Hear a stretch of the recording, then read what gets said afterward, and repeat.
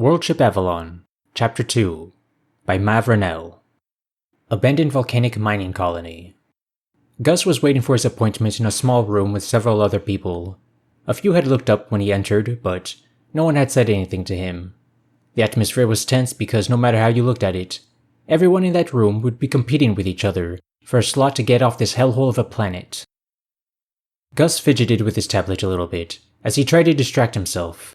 He'd had the same article pulled up for nearly 10 minutes, and hadn't absorbed a word of it. He dismissed the article and began pulling up a forum when there was a shout from the next room. "No, you can't do this!" shouted a man's voice from the other side of the wall. There was the sound of a slam, and then nothing. Gus sat up straight, not sure what had happened or what to expect next. After a few minutes, though, he and everyone else in the room were relieved to see a petite woman in a crisp uniform step out of one of the doors and call the next person in. His interview was in 20 minutes, and every moment of waiting felt like agony, but he couldn't cut it any closer than he had. He'd already cut it closer than he felt comfortable with, by relying on the public transit times to actually be correct. It turned out they hadn't been, as per usual, and he arrived 15 minutes later than he predicted. Which had turned out fine, but he could have been very unlucky and been stuck on the other side of the Habdome well past his interview time. He fidgeted in his seat, unable to focus on anything, let alone his tablet, as every few minutes another person was called into a different room. A different door opened up each time, until it was his turn. The same petite woman from before opened the door and called him in. "Gustav Nova Whitaker, if you could follow me, please," she said in a clipboard tone that betrayed the mood that roiled beneath her sweet smile. Gus quickly rose from his seat to shake her hand, only to find that she had already turned her back and had advanced into the room. He followed her in, closing the door behind him and sitting on the other side of the desk from her. She had already sat and had a tablet in her hand that she was reviewing intently. The moment Gus sat down, she began speaking. "I see your occupation's hard labor in the mines. You have little in the way of technical training, though you have scored acceptably for a variety of technical positions. You even scored fairly well in some of the practicals as well, particularly when it came to software engineering and mechanical repairs." She spoke quickly and precisely. Her tone was flat and emotionless, as her dark eyes scanned from the tablet to Gus. Gus opened his mouth as she put the slate down and looked straight at him. He shut his mouth as he felt her eyes pierce into his soul. "In fact, you scored so damn well in comparison to your occupation that it raised some red flags in the system," she said. Gus swallowed, his mouth now feeling exceptionally parched. "Red flags?" he asked. "What do you mean by that? I swear I didn't cheat," he followed up with. "Oh, we know you didn't cheat. After comparing your old test records with our own tests, we were able to verify you're very smart. Too smart to be allowed to waste away mining ore with a pickaxe of all things," she said with an amount of disdain in her voice. Gus flinched at her tone, but remained silent. He knew that trying to excuse his colony's lack of manufacturing wouldn't really help at all. It's not like he enjoyed it here, so he wasn't going to waste his breath defending his shit situation. She continued speaking, flicking a tablet across the desk to him. "This is the standard conscription offer. Minimum 2 years service with a potential forced extension of that minimum, all the way up to 5 years total. I would count on the 5-year marker with the way the war has stalled out as of late." She took a sip of water before continuing. "After you finish your mandatory service, you're free to sign up for another term or part ways with the military. You'll get any accrued pay that wasn't spent on your shore leaves. In addition, you'll be granted full citizenship in recognition of your service. There's plenty of work to be found in the civilian sectors of the Avalon fleet that's valuable to the war effort. And I'm sure you'll have plenty of offers when your conscription contract is up." She paused, looking Gus dead in the eyes. "All you have to do is sign right there, and you can leave this miserable rock. You'll belong to the Avalon fleet military, and you might die before you make it out of your contract. But I say it's a damn sight better than wasting away here." Gus swallowed, his mouth feeling quite dry.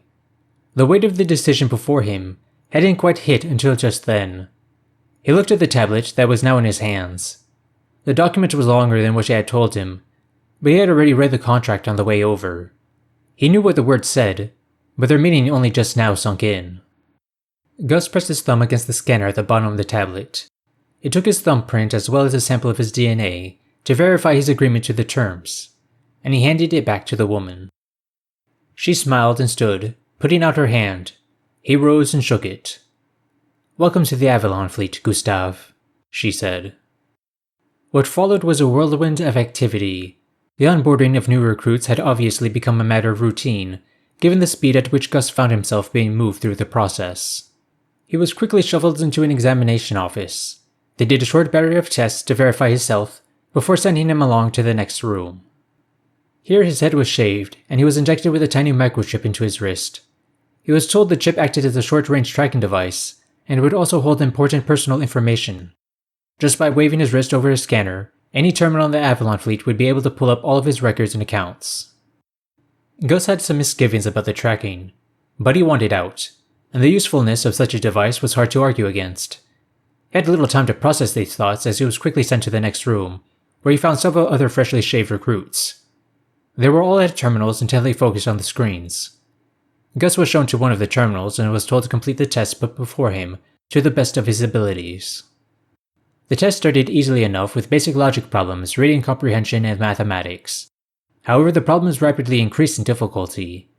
After what felt like hours, but was more likely less than one, the terminal stopped giving him questions. He was once again led to another room, where he stripped and was given a basic-looking uniform in his size. He dressed into it as it was explained to him that more uniforms would be delivered to his assigned bunk. After that, he was sent to a waiting area. He looked around and saw quite a few other recruits, and started to move towards an open seat when a door on the other side of the room opened up. Out of the door came several soldiers escorting a line of people bound in chains. The shock of seeing people in chains prevented Gus from recognizing who they were for a second, before he started picking out faces he remembered from news clips. Many of the prominent leaders of the colony were being dragged through the waiting area to the shuttle loading door, like they were heinous criminals. Gus was stunned and unable to move until he was jolted back to reality by the sound of the door opening behind him again. He quickly took a seat next to a lanky and slightly rough-looking man. The man turned to him. "Bit of a shock seeing him like that, ain't it?" the man said with a chuckle. Gus could tell the man probably came from one of the agridomes based on his accent. "It's about time they got their comeuppance if the rumors are true." Gus cocked his head slightly in confusion. "What rumors would those be?" he asked. He didn't socialize much and avoided social networks. He was almost always the last to find out about these kinds of things. "Surprised you ain't heard? Well, I like you, stranger, so old Benny here's gonna tell you what I heard. Benny's my name, by the by, not short nor long for nothing, it's just Benny. Don't think I caught yours yet, stranger." Benny's thick drawling accent carried a cheerful tone to it. "The name's Gustav, but you can call me Gus. I was working in the mines down in Dome South 1A. You're from one of the agridomes, I'm guessing." Gus replied in equal cheer, as he found Benny's mood somewhat infectious. "You got it right. Grew up in North 8C. I thought I'd die there too and end up feeding the plants," Benny said. "Saw the ad for the Avalon fleet posted everywhere though, and decided to take a chance. Turns out, they need skilled pawnee folks and I fit that bill for them."